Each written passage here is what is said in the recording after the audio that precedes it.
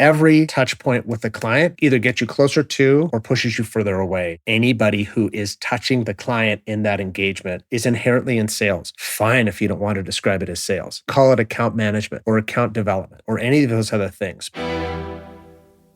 This is The Fabulist. I'm Joel Pilger. This is the podcast for creative studios mastering the art of business. Powered by my friends at Coop Studios, I'm traveling the world to gather all of the insights that studio leaders need but are much too busy to grasp. From animation and motion design to experiential and live action, music and sound design, here I'm celebrating those who are not merely participating in the industry, but reinventing it. Because the future isn't just coming at us, it's being created. So let's get started. All right. Tony, have you recovered from assembly? That's where we're going to start? That's where we're going to start. No. Yes and no. Physically, sure. I didn't stretch myself out too far and go too wild. When you put on an event like assembly, you feel a little bit like it's your own wedding reception where you have to curate the experience a little bit for everybody. You have to make sure that everybody feels served, accommodated, acknowledged. Thank you for coming. All of these things. Reason I even say that, I spent probably the first hour handing out badges just because we didn't really plan for that crush of people to come in the door. Okay. And the second hour was trying to get from the front desk even to the back of the house outside. It took me a good hour to do that. I didn't drink that entire time because I was trying to make sure, not that I have a weakness for the sauce, but I was trying to make sure that I just acknowledged everybody that was there and thanked them. And it was overwhelming. And so I just wanted to soak in that moment. So physically, of course, I let loose a little bit later in the night. And then you bought pizzas for everybody and we went our separate ways at the end. Physically, I was fine. Emotionally, still spent. I don't think people realize how much personal stress equity goes into pulling off something that goes well. They always notice when it goes poorly, but when it goes well, nobody sees that. But there's a little bit of extracurricular effort that goes into that. So, of course, I'm going to ask for anyone listening, what is assembly and why and all that kind of thing. But before I even ask that, I think you make a great example or analogy to like if you've ever hosted a wedding, because it's very much like that, right? Were there 300 something, 400, whatever people at this thing by the time it was all said and done? I think we just did a final count, 286. Okay.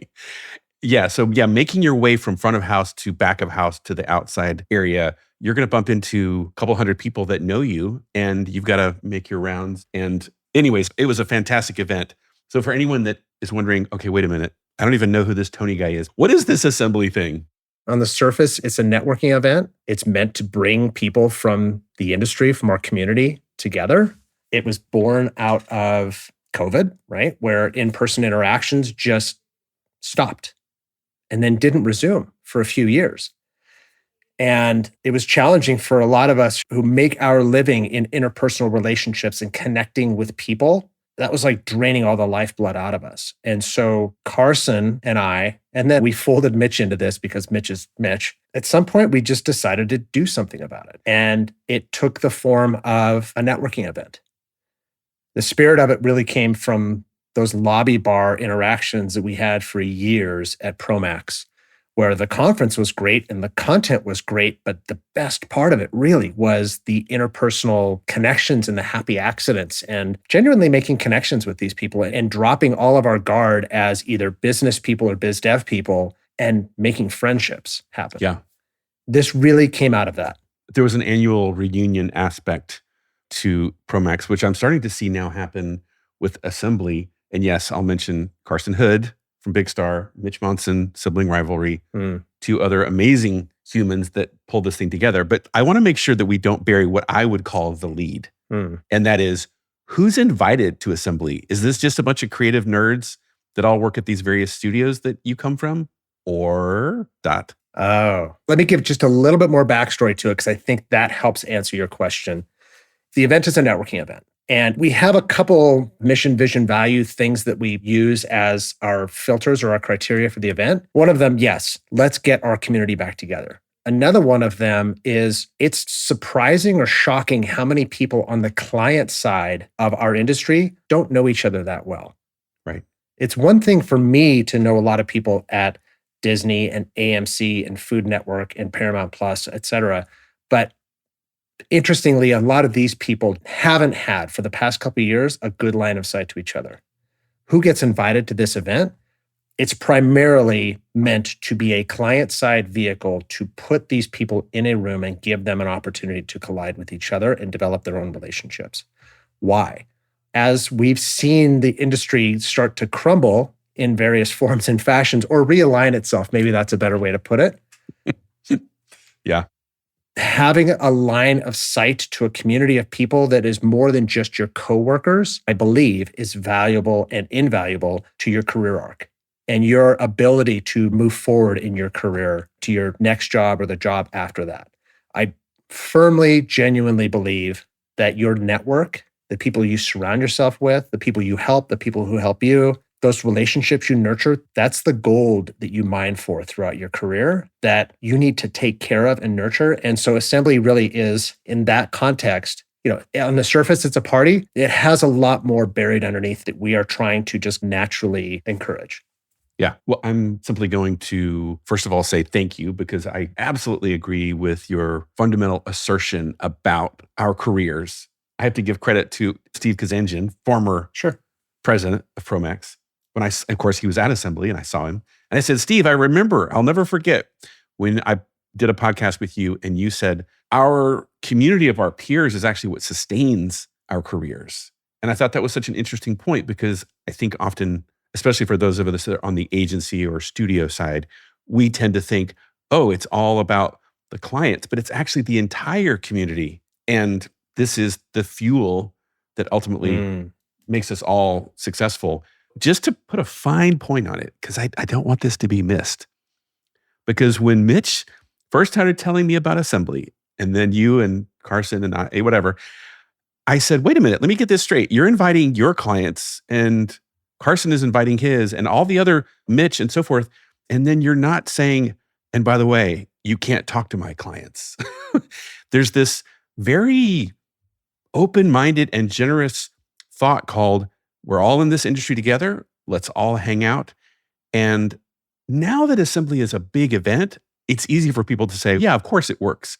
But when it was just starting, I have to say, I think that was very brave, because you were, in a way, putting yourself out there and saying, yep, I'm going to bring all my best clients. You're going to bring all your best. And let's have a wonderful evening and reconnect.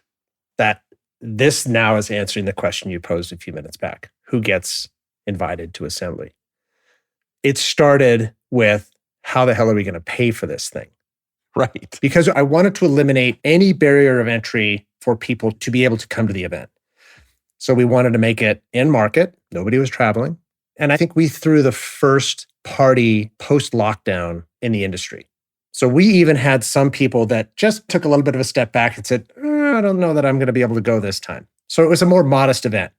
But the people that did go, and I don't believe it was a super spreader event, but the people that did go, we had a fantastic night out. But how are we going to pay for this? Who are we going to invite? How is this thing even going to come together? Recognizing that corporate travel, corporate spending, all of those lockdowns across the board were going to make it near impossible for any brand to stand behind this financially. And my assertion was, yeah, let's recruit our friends to help us do this. Carson and I were already talking about it. We're competition. Of course, we've known each other for many years. We've worked together way back in the day, but we're competition. So we already started from that position of, you bring your clients, I'll bring my clients. For the most part, they're all the same people anyway. Yeah. And we locked on that. We locked on the fact that this industry is reasonably small, such that nobody really owns any relationship. There's no actual retainers in this business. There's no protectable IP in that regard. Right. And if you're a grown-up about this, inviting your clients to meet your competition is, in my estimation, a sign of maturity. If you're confident enough that what you do for those people, they recognize you, they value you, there's integrity to that relationship, you shouldn't care or feel threatened that 5 other companies that you compete with on a regular basis are also in that room and have an opportunity to speak to that person. All right. So here's a little moment I'll share that was cool for me. When was the last LA Assembly? Last summer? It's exactly a year ago. Okay. So when I was there, Denny from IMAX, okay, he was the CMO at IMAX at the time. We had never met in person. So he tackles me in the audience. He's like, Joel, oh my gosh, it's you. And we have this great moment, which is what Assembly is all about. In real life, hey, oh my gosh, it's so great to meet you. Then he says, I don't really understand what this event is about. Why am I here? I got this invite and my team and so forth. And when I explained, dude, look up at that screen. You see all of those agency names up there, right? I told him, describe the event. And he said, wow, if I had known that, I would have made this like top priority, because he said, I get how those are agencies that I want to work with. Mm-hmm. Like he got the idea of, wow, those people are brave, they're confident, they're generous, sign me up. And I loved that moment when I saw him realize, wait a minute, you mean all those studios invited all of their, I'm like, yes, exactly.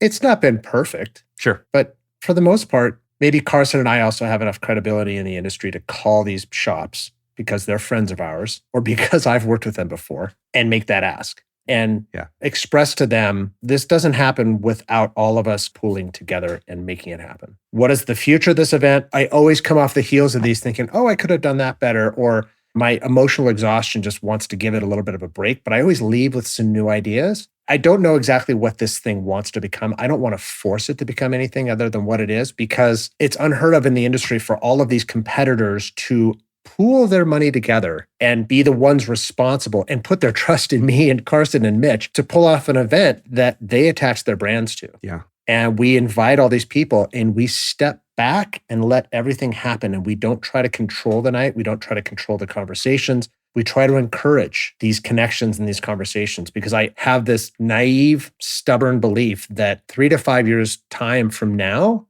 I don't think we're really seeing all the benefits of this event immediately. I think that doing this on a consistent enough basis and making it the thing that people wait for, look forward to, whatever, because it's their opportunity to connect with people that they would not normally do for themselves. And they look at that as a good vehicle for them to continue their own journeys as well, then that's gratifying for me. And hopefully it's gratifying for all the other shops as well.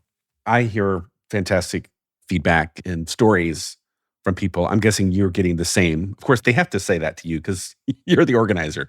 They don't want to poo-poo on your event. But no, in all seriousness, I think what you said about having a naive, stubborn belief is really cool, because you have to start off with that or else it never gets off the ground. And then you still have this sort of stubborn belief called, I think if we keep doing this, it's going to become something even cooler. But I don't know, you're open, and I just love that. One thing to add to it is the future. Who gets invited? Because again, we've kind of evaded that question a little bit. Sure. Some of the people I want to put in the room are client side.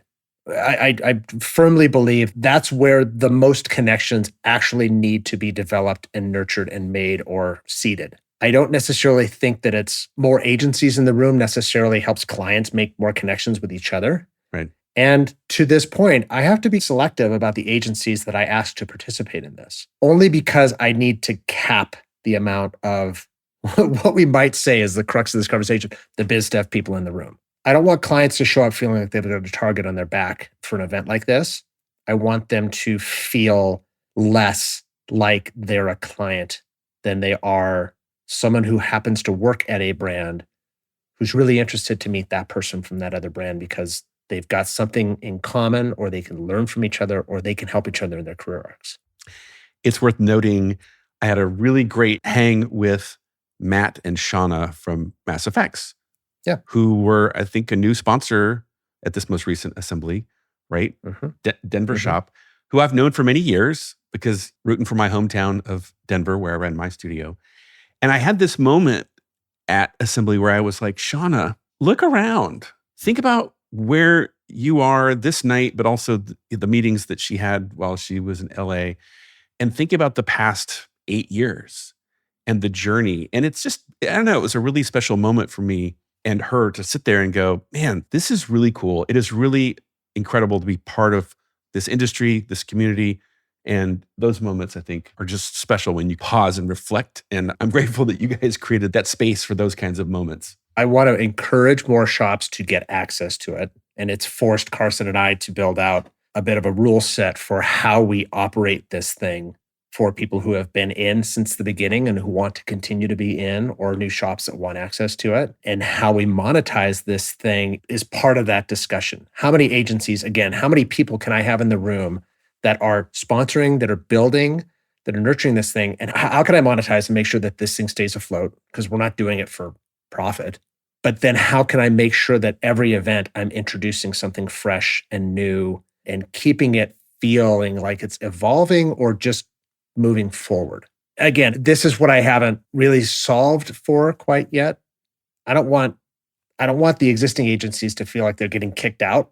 They're in, but I also don't want people knocking on the door to feel like they can never get in. It's tricky. So it's a little bit of a chicken and an egg that we still have to solve for that. But if I hold fast to the idea that this is client side first and foremost, for the reasons that I stated earlier. However, we are an ecosystem. And there's three main constituents in the ecosystem, which is the clients, the vendors, and then the freelancers and the underemployed. Odd men out. I want to make sure that I'm creating spaces for all of these constituencies to be in the room, because it's not just client side. As much as I just said, one of the main pillars was to help lean into helping clients connect with each other. We all feed into this. So I need to create space for the freelance community. I need to create space for people who are going to continue to stay in the space. They're just between jobs. Yeah. And then the agency side of it, because, we need to prop up and support our community as well. All right. So you just gave me the perfect pivot where we get to start to talk about your real job. So before I even start asking questions, I'm going to say, let's reset the room. Can Tony do us a favor for somebody who doesn't know you or read the liner notes and said, that can't be right? Who is Tony Kadillak? Gosh, how far do you want to go back? Where are you now? What's your place in the industry? Where are you working? Tell us about your role, your title, what's versus. Sure. And then you can go back maybe a couple bullet points into the past so people can learn a little bit about your glamorous history. Bumpy roads. If this is going out to community, your community specifically, I'm pretty sure they all know who Versus is at this point, because you and Justin and Rob and Catherine most recently, we've all had a couple laps at interfacing with your community of companies. Right. So I don't know that Versus needs an introduction as much as my introduction to Versus came. I've been there about 2 years now. It came through my connection to Rob Myers, who, interestingly, I got into this business 20 years ago. And I had already been working in software, and I'd lived out in the Bay Area and went through the whole first .com boom and bust. Everything crashed. I decided to go back to school and become a recording engineer. I thought I was going to reinvent myself. I was 30. I was naive. To think that 30 is naive actually is also a funny thing to state, because if I were that person then, I wouldn't have said that was naive. I would have just said that was the natural next step. Yes, of course. So you learn, right? Part of this discussion, I think, is learning and sharing the things you learn so that other people can either learn from that learning or avoid that mistake. But I went back to be a recording engineer, and that brought me from San Francisco to New York City, and tried that out for size for about a year and failed miserably at it. I just didn't have the talent for it. And when you hear people say, oh, work on your weaknesses, you've got strengths, and the lesson I've learned a lot over these past years is not necessarily to focus on your weaknesses, focus even more on your strengths. And the thing that I had developed the ability to do was communicate and listen and navigate a room and sell. That was what I was trained to do. That was what I did immediately following my somewhat failed attempt at being a recording engineer. I fell downstairs one floor in the building in 817 West Broadway to a company called Nth Degree. The founders, David Edelstein and Rylan Smith, brought me in and handed me a Promac directory and said, go. Wow. Rob Myers happened to be working at that company at that time. So he was Rob at and Nth I, Degree. Rob was at Nth Degree. Mm-hmm. Rob was a producer there. We worked together for almost 7 years, my entire time in New York City. When my wife and I decided to leave New York and go back to Montana, which was a massive leap of faith, we had taken Nth Degree, we had merged into Click 3X. Rob stayed at Click for almost 7 years, I think, before he started Versus. And I started doing tours of duty at different shops. I went to Leroy and Clarkson for about 4 years and really cut my teeth on what it meant to work remote. And more importantly, I think learning what it meant to be out of sight, out of mind. And I think there's a lot of lessons from that people also found out the hard way through COVID that maybe I had the benefit of doing it for 10 years before that. So there's some stuff we can talk about there, but I worked at a handful of shops, learned a lot about branding and systems and relationship building, nurturing, fostering, etc. Promax was a very vibrant community back then. So lots of opportunities to make great interpersonal connections and relationships with people. Jumped out of the business, tried a software startup for 5 minutes, got what I describe as a hard-earned MBA from that experience, came back into the business, COVID hits. Worked for another few years.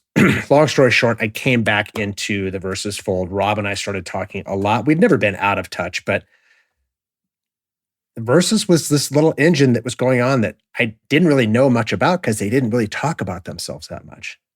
And I think at some point, I think it's time for us to come out and really tell the industry about our 10-year overnight success, right? So that was the thing that kind of drew me in. And I think Justin and Rob have this just entrepreneurial spirit and willingness to try and succeed and fail and try again and succeed or try again and fail and not let them slow that engine down. I've been with this shop for 2 years now. Yeah. What title does Tony wear? People want to put you in a box. What's the title box that Tony lives in? The company's stacked with a handful of EPs. We all have like our individual responsibilities. Mine is entertainment and brand for business strategy and sales for all intents and purposes. So executive producer, business strategy and sales. Was it some mouthful like that? I think we all try to invent something that doesn't exactly sound straight on biz dev sales. And so we put a couple other words around it. I actually do it on purpose, Joel, because I think that my job is more than just sales. And in fact, I'd say my job isn't sales to a certain degree as well. Okay, now I'm actually super curious. I'll leave that hanging there, yeah. Yeah, I want to unpack this because, man, I was going to save this question till later, but I think I'm going to pull it out right now because I, of course, work with lots of owners of studios and agencies. And let's just say the phrase has popped out a few times in the past few months. We need to get us a Tony Kadillak. So in a way, your reputation precedes you. Congratulations. But I actually somewhat bristle at that thought because I think there's such a misconception that business owners, that might be listening in, they're like, yeah, I just need a salesperson because that will solve all my problems. And I hear what you're about to lead into. I don't want to steal your thunder, but you're talking about I don't really do sales. I do biz dev, but the way I position it and talk about it with people out there in the world is, so I'm really curious to hear you. What is your reaction when you bump into somebody and they're just like, I need one of you. That will solve all my problems. Okay. I'll attempt to unpack this as well. Because my last statement, I said I'm not in sales. What I think I mean by that is sales does carry a certain Stigma.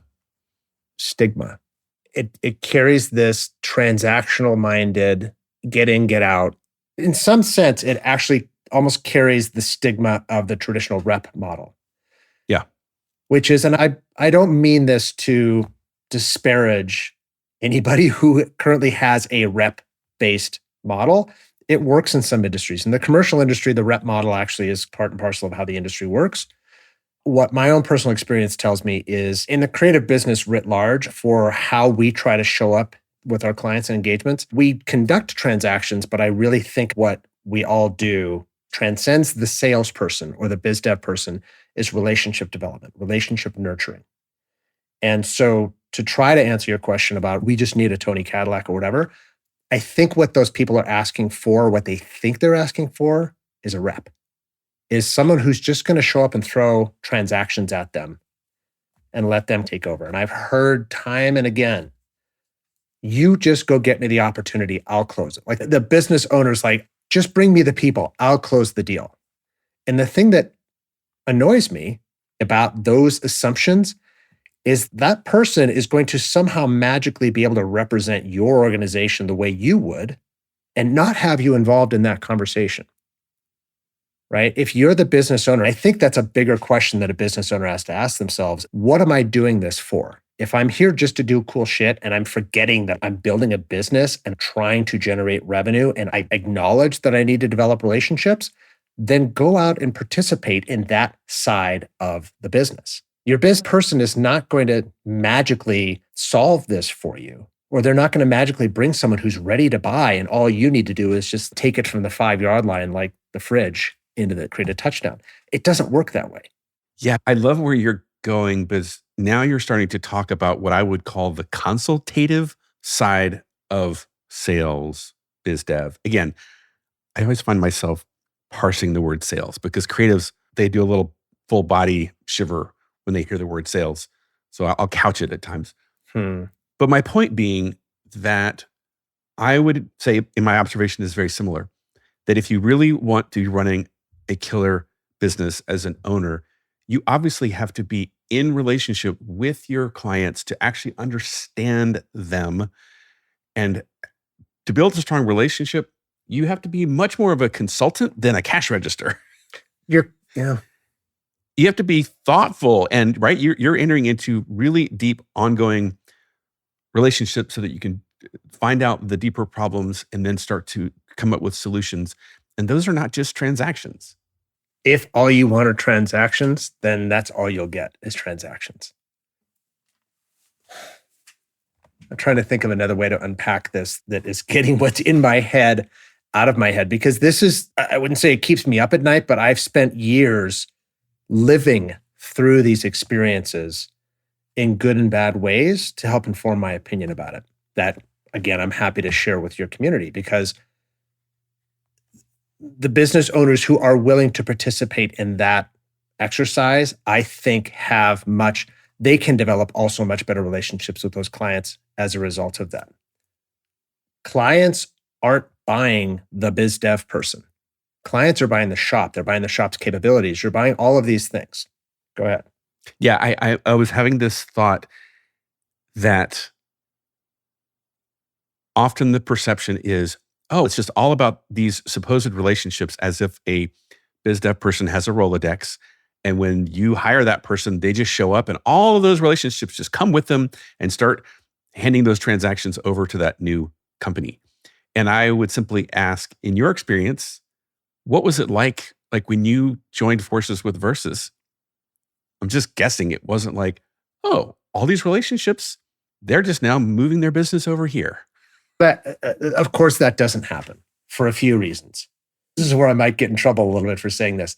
There were certain relationships that were at the last company I was at, Thornburg, that I intentionally did not go after because I respect the integrity of Scott's relationship with those brands and what we did there in those environments. I respect enough his space with them and the trust that he's developed with them that I'm not going to go in there and try to erode that trust by just bringing in a new shop. I just don't think that's good ethical business.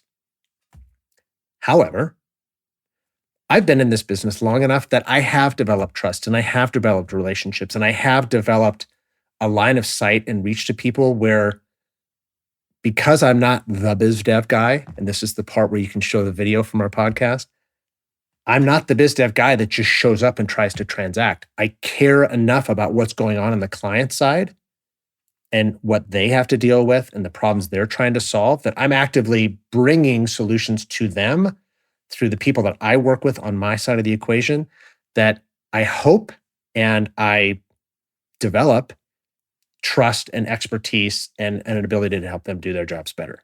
So yeah. I have to say, for the record, Tony put up air quotes around biz dev in that previous sentence. I've started to soften on the idea that sales is a bad word, because if you ask me what a biz dev person's role is or what their responsibility is, to provoke the market to be aware of their services offering or product offering or whatever. Their job is to raise awareness, to make sure that people know, hey, I've got this really great thing over here. I know you have problems you need to solve that sometimes you can't solve for them yourself through lack of expertise or lack of bandwidth or any of these other criteria that give us an opportunity to step into those environments and help those brands out. But sales is not just the biz dev person.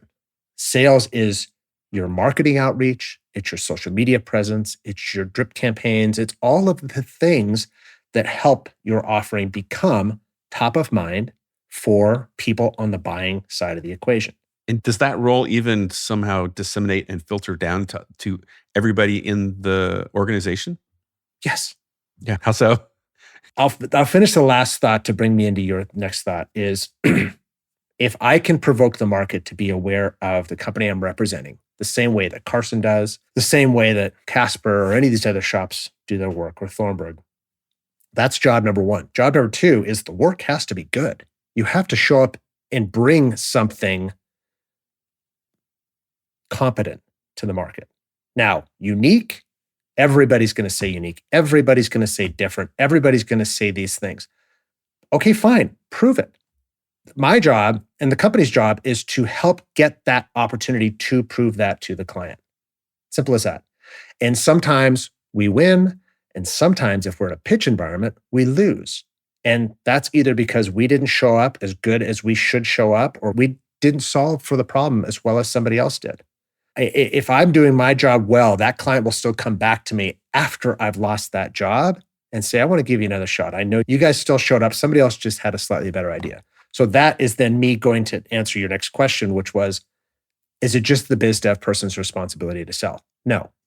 Everybody's job in that company who is client facing, it's their responsibility to develop, nurture, and sell. Simple as that. Is that something that is a culture that you help foster and nurture with the team? Because that doesn't seem like that's an easy task to go to the editor and say, hey, it's your job to be involved in sales as well. Maybe you just don't describe it as sales. There you go. Right? Every touch point with the client either gets you closer to or pushes you further away from that next engagement or from that relationship development. So anybody who is touching the client in that engagement is inherently in sales. Fine if you don't want to describe it as sales. Maybe call it account management or account development or any of those other things. But I try to make sure it doesn't happen. I'll do everything I can to bring that client in the door. But then it's the team's responsibility to show up enough that client is willing to make that transaction happen, because it is a transaction at that point, and we're all still talking relationship, but the relationship depends on the transaction going well. And then everybody in that organization who is touching that client, from the producer to the email outreach to the feedback calls to all of that, all of those things are account development responsibilities. And your producer may not want to think of themselves in that role, but that's the role they play. So I spend an extraordinary amount of energy and time with internal team members, talking to, coaching, helping them recognize the importance of showing up in a client call, first and foremost, to help get the job done to everybody's satisfaction, and showing to them or demonstrating to them that we are all additive to this process. And for that engagement, to the extent they're willing to show up that way, for that engagement, we're all on the same team. So the more you tell us and the more that we share with you, the better the outcome is going to be. And we know, Mr. or Mrs. Client, Ms. Client, we know you have stakeholders on your side that you have to report to as well. How can we help arm you for battle? That's a producer's job. Mm-hmm. That's an editor's job. That's a creative director's job. And I'm just the tip of the spear. The organization is everything behind it. So I have a phrase, because when I see people get triggered by the word sales, especially producers, right? I will say, let's not use that word. Or when you hear me say that word, let's redefine it. I want to define sales as simply two things: building relationships and sharing your expertise. And when I say that, people go, oh, yeah, I'm down. That sounds awesome. I'm curious, would you agree, disagree? How do you like that operating definition? I think it checks a lot of boxes. Yeah, it tends to take down that weird used car salesman, whatever shtick that people fear. Oh my God, you're going to turn me into somebody who's out there convincing and cajoling and, I don't know, egging people on. And I'm curious for your thoughts on this is, in your experience, what's the difference between sales as convincing versus sales is simply trying to discover fit? You see what I'm saying? Because when you talked about the story of losing a pitch, and something you left out is, I thought sometimes you lose a pitch just because it's not the right fit. Not necessarily the agency and the client. It could be timing, it could be capacity, it could be whatever certain skill set. But the client remembers, oh my gosh, they were amazing at that thing or what have you. And so there's that, this next opportunity, now this is the right fit. I'm just curious for your thoughts on that. I agree with your assertion about helping to demystify sales for people.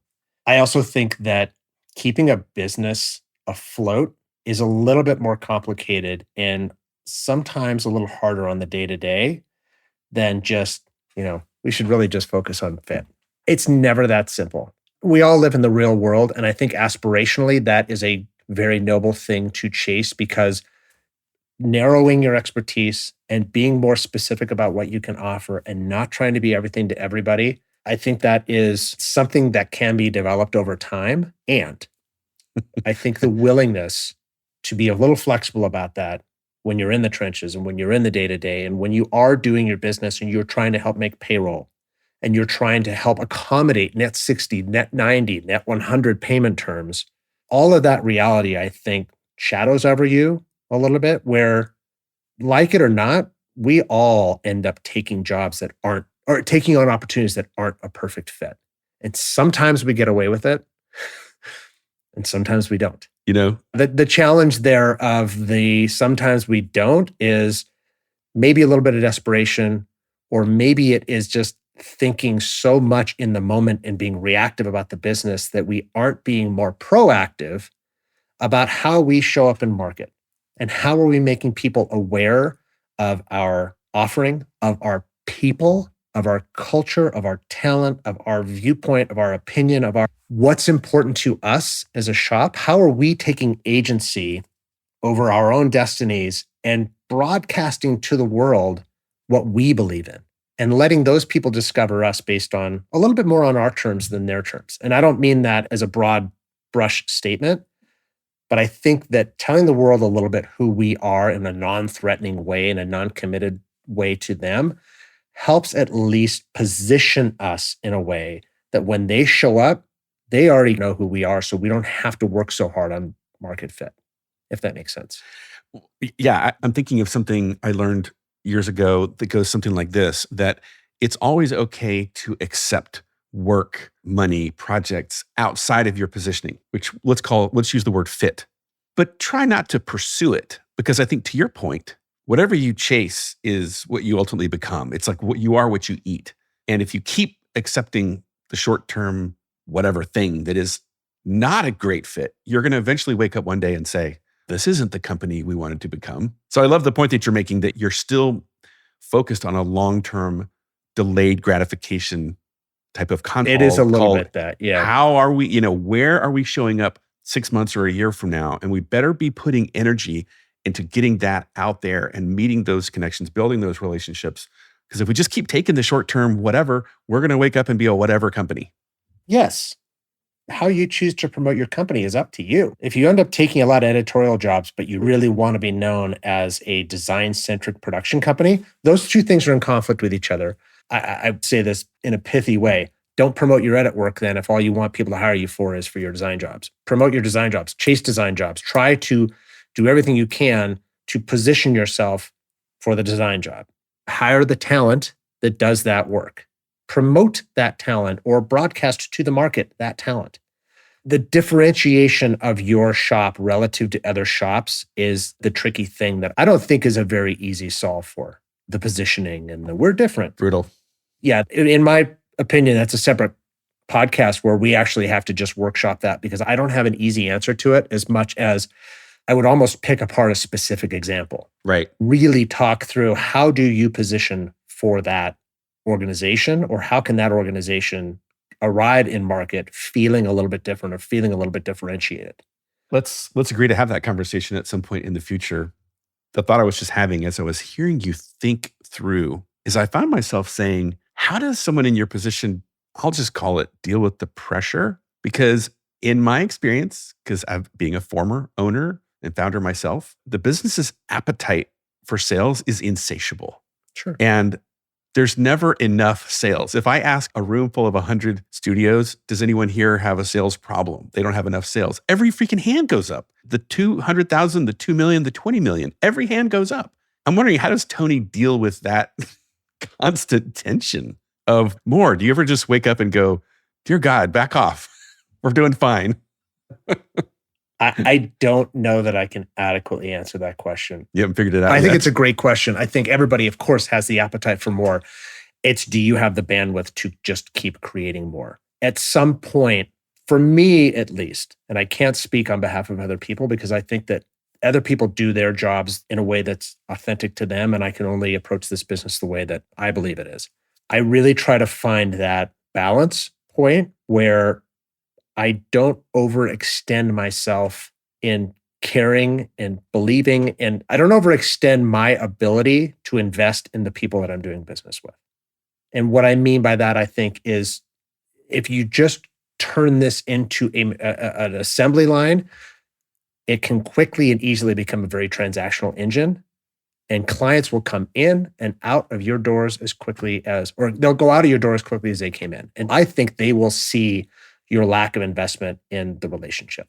So what I'm hearing is clients can tell, like they can smell it, they pick it up. It's not an overt thing, but for the shop that is just hungry for the next transaction, the clients will eventually feel it, sense it. Yeah. Right? It comes out. They're super busy as well. So they have their own series and set of problems they have to deal with. But I think that they just have a sixth sense when you sell them something and they're getting something else. And the common refrain is, you sold me the A team and you gave me the C team. They can see that all day long. And it, to me, goes back to ownership and executive leadership in the company, being invested in those client relationships, and your everyday worker bees also being invested in those client relationships, and using that a little bit as your North Star to say, how are we showing up today with that client? Are we demonstrating to them an investment in them such that they feel more comfortable investing even more back in us because they can tell how much we care about their success? Wow. That was a really beautiful thought there, because I'm going to translate it in perhaps a more crass way. I'm going to call it give a shit level. Like when you have a founder who is an entrepreneur that is all in those relationships and by your side, whatever it is, however it is that you navigate those things. If I was a buyer, that would mean the world to me. And if that owner was checked out and just waiting for the transaction to show up, yeah, I might give you this one job, but I'm moving on. I'll give you a very specific example, and I'll talk about my last job with Scott at Thornburg. People came to Thornburg because they wanted to buy Scott. Right. So we only had a certain bandwidth or ability to do that because Scott puts so much care and attention and energy into the work he does. It shows. And if he can't, it shows, right? And I'm not saying that we didn't have other people that we could also put up for that work, but when someone came and they wanted to buy specifically from Scott and we promised them Scott, if they didn't get Scott, they could tell. So I think that there is an element of that, trying to go back to your question about more sales. If you are going to grow and you're going to bring more sales, sometimes you just need to bring in more people. But make sure that those people have the same values, capabilities, expertise. Yeah, give a shit level. Belief system in client services. Not every creative director loves being client-facing.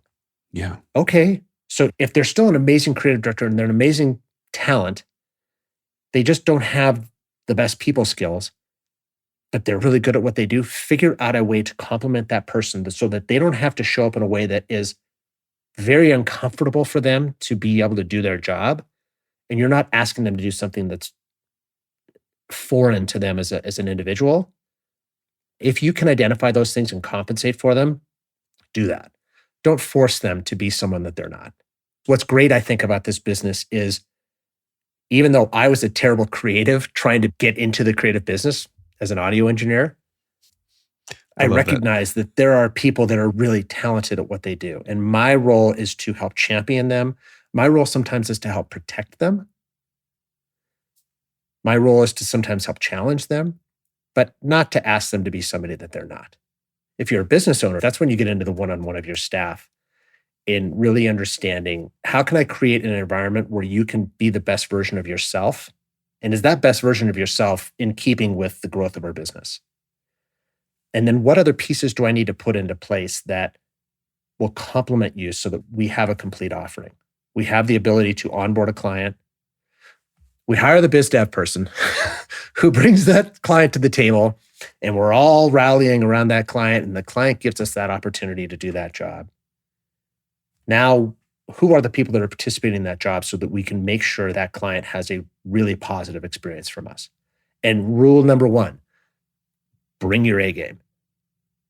Doesn't matter. Bring your A game. Don't pretend that a $5,000 job is something that's just going to get thrown away and the client doesn't care. Sometimes that's the thing the client uses as a measuring stick for the $250,000 job on the back end. Did you give a shit about that job, or was it just a throwaway? It's interesting hearing you talk because I'm noticing something that's conspicuously absent, that I don't hear a lot of techniques and tricks and shortcuts and hacks. It's more of I feel Tony has a mindset or a philosophy that bears out in just how you do what you do, which I find very refreshing, because I'm thinking the industry that we're in, if we talk about everything from advertising and what brands are doing and entertainment and sports and experiential and all this, there's just so much changing, and so many of the things we used to be able to take for granted, if I'm in sales, is like eroding. And there's huge disruptions over there. You can't just go to the old hacks and the old tricks and the old playbooks. Are you still excited about the industry? Are you still excited about the game that you're playing? Yeah. Sometimes I have to convince myself I'm excited about it. But for the most part, yeah. Yeah, absolutely. I don't want people coming out of this thinking, oh, okay, I heard from him and he has this philosophy about it and I just need another one of him. That's not the goal of this conversation. Mm-hmm. I think the goal of the conversation is to demonstrate to people it's entirely possible for you to do this. You just have to think of it as not sales. I got to ask another question now because you just gave me such a great prompt. I'm going to try and not be long-winded here. But I've observed that sales is not something you can readily delegate unless you understand it. And I think this is a general principle, that you really can't ask somebody to do a job that you don't understand. You may not be great at it, but you better damn well understand it. And I think this is often the failure. And something you just said triggered that thought in me of, hey, owner, it's not, oh, I just got to go get me one of those. I got to go get me an EP. I got to go get me a Tony Kadillak, as if it's just a bolt-on to my business. Well, I mean, it can be for the right amount of money, but it's the thing that for me has always been a bit of a sticking point with the traditional repping model. It's not one thing to bolt on somebody who's just a lead generation machine or a transaction machine. It's, in some sense, because I think that this is possible inside of an organization without a biz dev person. Are the people you're surrounding yourself with invested in every aspect of your business? Are they invested in the success of your business? And are you as an owner, if you have a business partner, are you guys aligned? And are the people that you are bringing into your organization, do you all share a value and belief system that is invested in the long-term health and success of the organization? Because it isn't just the job. It's just so much more than that. For me, at least, it's giving a shit about every aspect of the business relationship. Yes, I care about the job and I want the job to go well, but I also want the pre-job conversation to put us in a good position to be successful. I want the post-job conversation to be celebrating the success of that job with my team and with my client, and having a conversation with them about how we gelled as two separate teams acting as one for the duration of that project. Most traditional reps don't really get they don't think of it from an account mindset. They don't think of it from an acquisition mindset. And we all know the common phrase, it costs X times more to acquire a client than it does to retain a client, or to hire an employee than to retain an employee. So the goal, I believe, is sure, on the front end, spend a little bit more time just developing the relationship, sometimes even before you're willing to take on that first job. Just vet a little bit. And then when you arrive at that job opportunity, be as abundantly transparent as you can with that client in that relationship to the extent that they're also willing to show up with that same energy about the reality of the job and what we have to do together. I think that there's sometimes an us versus them mentality on the client versus vendor or client versus agency side that pits us against each other to a certain degree. And I think creative tension is very healthy, but I think business tension is very unhealthy. Mm-hmm. As an account lead or as a biz dev salesperson, call it whatever you want. I'm invested in making sure that we are aligned so that we can have a successful outcome. A pattern I was thinking about as you were describing that was, is it safe to say that perhaps the lower the budgets for projects, the more transactional those deals are going to be? Sure, the more that you can get a Bolt or a lead gen machine and Sure, just hook that onto your business. But as you climb this ladder up towards the better work, the bigger problems, the bigger budgets and so forth, it's way less transactional, way more relational the higher you go. Has that been your experience? it has. Yeah. Yeah. Because I'm just thinking when it's $1 million job on the line, that is not at all a transaction. When it's $1,000, we just need a quick end tag. Can you make this fix? That's a transaction. Up to a point. Can be. Yeah, to a point. If it's within the larger context of an account, it's actually just as important as the million in some ways. Sure. I don't think I'm going to adequately answer this one because it has to be both. We have control over who we choose to do business. Or if you are a mature adult, you can choose to say no sometimes to people. If you think that there's not a good fit, or if you think that the potential client is just there to use you, get the lowest bid they can possible out of this, and then exit through stage left when the job is done. I spend a lot of time trying to determine upfront the person or the team we're about to do business with interested in investing in a relationship. If they're not, then it's a transaction. And sometimes we do transactions.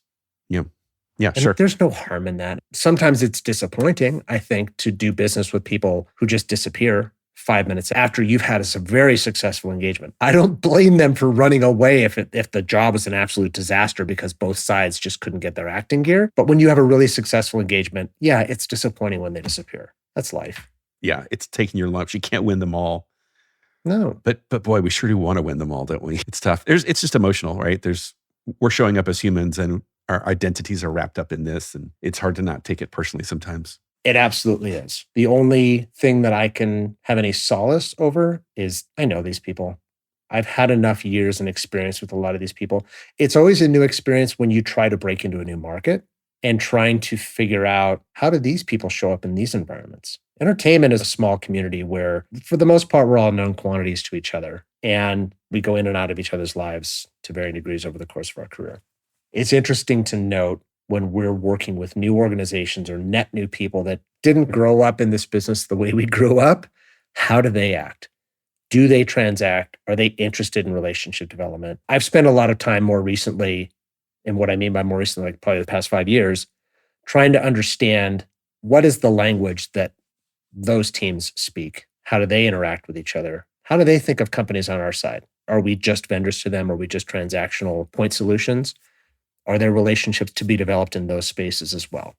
In the spirit of trying to wrap us up, if I'm reading between the lines of what you were saying there, I'm guessing that a lot of that might be as you expand out into working with brands directly, where one brand, one vertical, one horizontal is totally different than the next. They buy differently, they sell differently, they have different languages, they have different values, all that. Is that what I'm hearing? Yeah. I part of the job, I think, now going into new markets is helping advocate and educate a new market on how to buy what we sell. And learning also from them, how do they buy? How do they traditionally buy? Where's the new value proposition in those conversations for them? Because I'll throw a big blanket statement that I don't think many people are going to argue with, but there's, of course, all kinds of little picking that you can do at it. Everybody wants to get into entertainment. Everybody wants to get into content creation. Everybody wants to embrace visual media as the next great vehicle that they can help promote, advocate for their brand. So people who have our skill set, I think, are perfectly positioned to enter those marketplaces and offer our services. Challenge now is, do they know how to buy what we sell? Do they buy the same things? And how much is that then the responsibility of the biz dev salesperson? Do some of that homework in advance before you corral and marshal your entire executive leadership team to show up the way I was just talking about at the beginning of our conversation. Yeah, because that is a tricky thing that you are navigating there that takes so much time to move people along that know, to like, to trust journey, right? That's got to be a lot of investment of time and energy on your part. Sure. The entertainment market is not going away. It's just changing. Mm-hmm. It may be shrinking to a certain degree, but I think the money is just getting dispersed into really interesting new executions, types of executions, how they're expressing themselves. The great thing about being in the entertainment space, I think, is these people already know how to buy what we all sell. Yeah. So the sales cycles are arguably shorter. Yep. And for anybody who has been in the business long enough, of course, there's a short line of sight and familiarity with some of the people and personalities in the business as we all traffic around in our own fun ways, that we can just pick up the phone and call people, right? I have, and I don't take that for granted. I've got that advantage in market is I know a lot of people because I've been to all of those parties and now I throw all of those parties. Fine. You also have mastered this thing called you live in Montana. Yeah. Right? But somehow you started to master this remote thing a long time ago, but you still show up. I still see you in person in New York and LA and all these other far-flung places. So somehow this is part of the way you've figured it out and made it work. Maybe for some of the more tentpole style things, I still have to compensate, of course, for the out of sight, out of mind aspect to it. And it's one of the main motivations, in addition to the other pillars that I just described earlier for Assembly, to even throw an event like this, is to try to make sure that we are having more in-person opportunities, because I think that's where the best interactions happen. Yes, the sales cycles are shorter with these people in these ways because we all know how to buy and we know how to sell. And it does create a different kind of competitive scenario as well, right? You almost have to level up your game even higher because all of the companies that I invite to be part of Assembly are all the very best in the business. Yeah, they're no lightweights. I admire them. I respect them. They all do freaking amazing work. I got to show up and do equally amazing work. And sometimes I'll win and sometimes I lose. If I'm breaking into a new market, the sales cycles are a lot longer. There's a lot more development time. There's a lot more just education and advocacy. And it shouldn't be a surprise to anybody. We're all moving into those markets. So there arguably is a little bit of confusion on the potential client side about what it is they're even buying. And they're getting hit from all sides by all kinds of different kinds of agencies. And their inability to parse out, what do you do versus what do you do? That's my responsibility. Dude, it's so good to chat with you. I'm so tempted to keep going because I always enjoy our conversations. But let's save the next conversation to, it's probably you and I, either in New York or LA. But I would love to have that positioning conversation at some point in the future as well. But do you know when the next Assembly is going to be? Can I ask that? The next tentpole event will be May, New York City, 2025. Okay, sweet. So I'll see you here. Yeah. There are discussions about some satellite opportunities and smaller things that we can help keep the drumbeat going. My most immediate task right now is to get all of our post-event assets out the door. So a sizzle, a recap, photo booth photos. I know you've got some. Yeah. I'm still waiting on my link to all my pictures. The link from the edit. And that specific shot actually makes the edit. Does it? Yeah. There's still a lot of kind of post-event that Carson and I and Mitch need to develop for our sponsor agencies to help them promote and just draft off of the energy of this event. Yeah. Because to me, again, it starts as a party, but it's a movement. It's a thing that I don't want to have any hubris when I say that.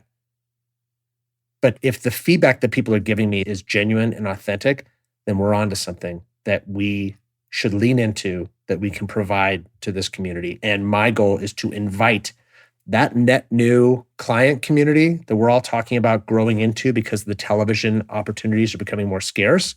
I want to draw those people in and create a space or a forum, if you will, Now we're talking. For this community to discover all of this amazing talent in this business that can arguably help them be better marketers as well. Well, man, hats off to you, to Carson, to Mitch, to the whole team at Versus, right? I do my best to Justin, Samantha, Rob. Yeah, go team Versus. And really appreciate you being a voice and being willing to have this conversation and share candidly from your experience and your wisdom, and your crazy sense of humor and wit is always welcomed. It's always my pleasure. I know you said we could edit some of this after the fact. I think we just need to put it out there. Probably so. Thanks for listening to The Fabulist, and thanks to my collaborators at Coop Studios. If you run a studio and desire to master the art of business, apply to join Forum, my private network of the world's leading studios. For details, just go to joelpilger.com.